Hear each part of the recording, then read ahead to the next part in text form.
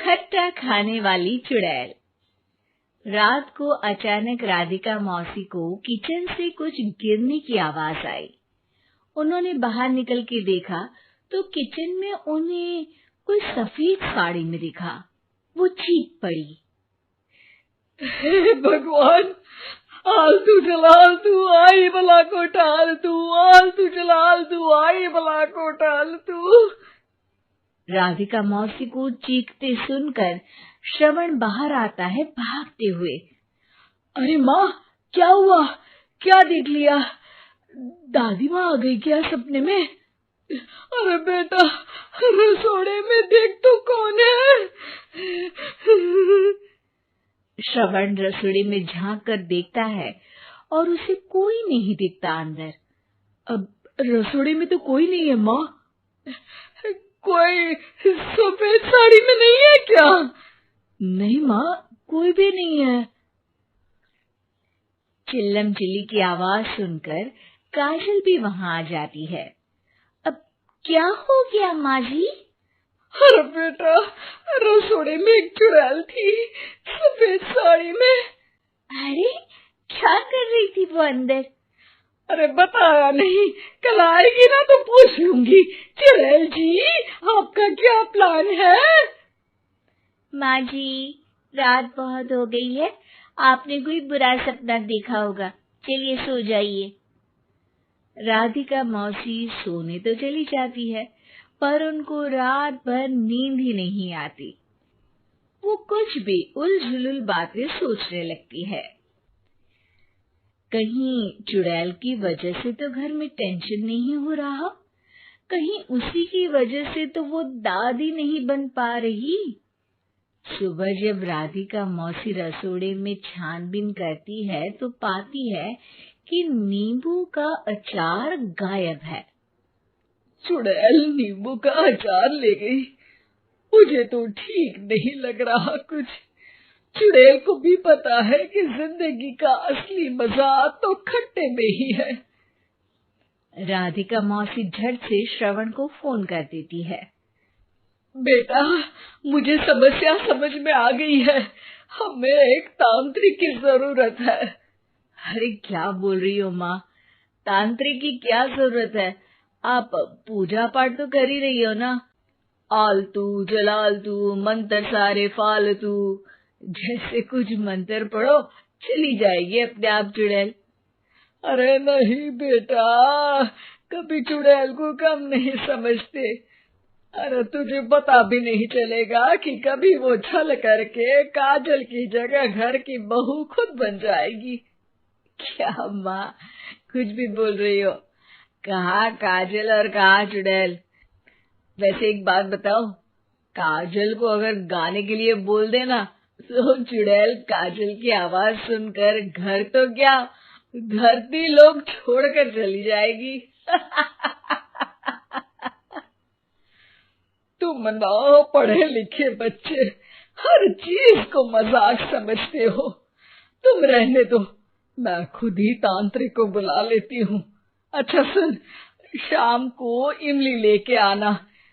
क्या है कि चटनी खाए बहुत दिन हो गए है ना? नहीं माँ, इमली तांत्रिक से ही मंगवा लो ना, आटा वगैरह भी उसी से पिसवा लेना। देखो मुझे काम करना है। श्रवण रात को कई तरह की सब्जियों के साथ माँ के कहने पे चटनी के लिए इमली भी ले आया था, लेकिन राधिका मौसी के दिमाग में अलग ही फिल्म चल रही थी। उन्हें अब सिर्फ शक ही नहीं यकीन होने लगा था कि शायद चुड़ैल ने श्रवण पर अपना जाल बिछा दिया था, जिस वजह से श्रवण उनकी बात ही नहीं मान रहा था। पर कोई नहीं, आने वाली रात में राधिका मौसी खुद तैयार हो गई चुड़ैल को पकड़ने के लिए। रुद्राक्ष की माला, तुलसी का पत्ता, हनुमान चालीसा सब हाथ के पास ही था, बस चुड़ैल का इंतजार था। और जैसा राधिका मौसी ने सोचा था वैसा ही हुआ।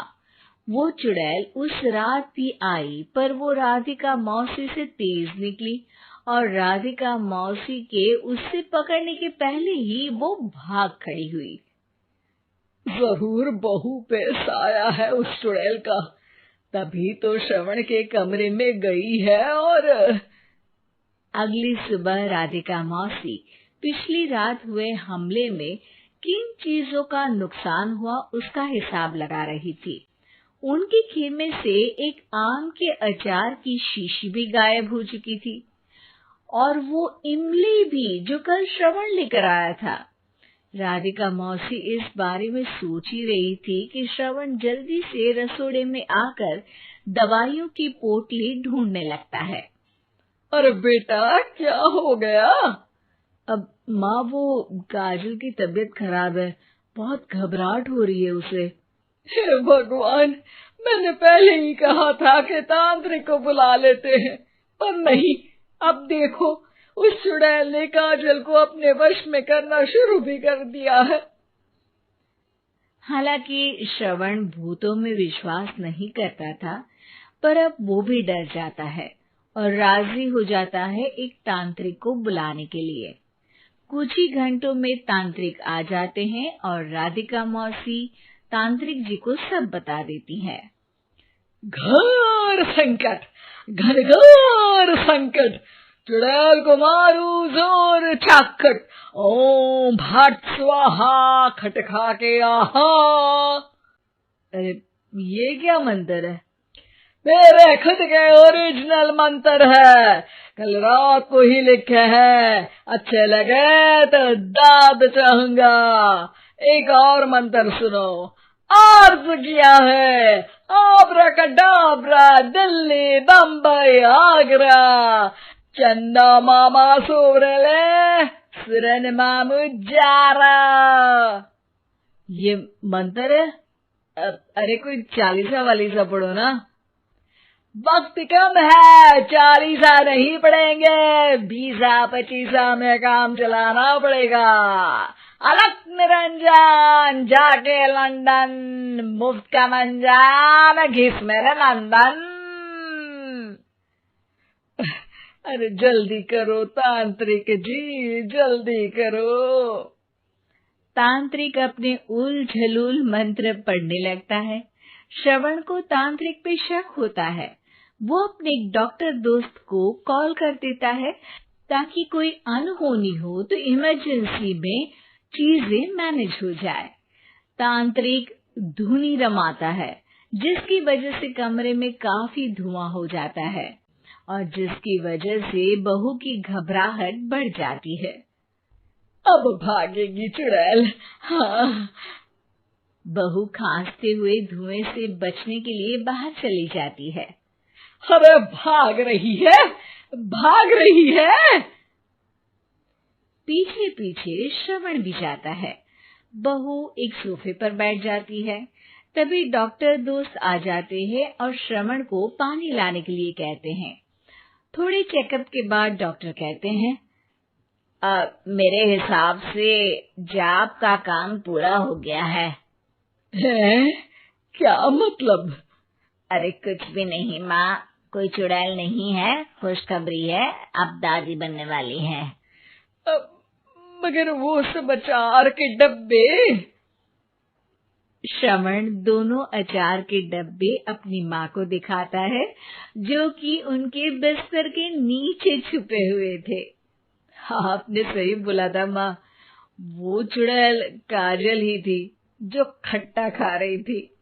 हमें कल ही पता चला, पर हमने आपको ये तांत्रिक वाला काम करने दिया ताकि आपको भरोसा हो जाए कि भूत वगैरह कुछ होता ही नहीं।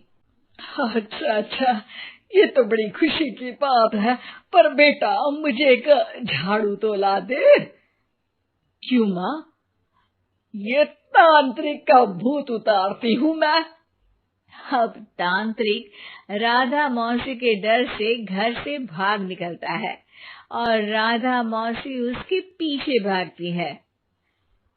अरे संकट ये घनघोर है, तांत्रिक मुआ चोर है।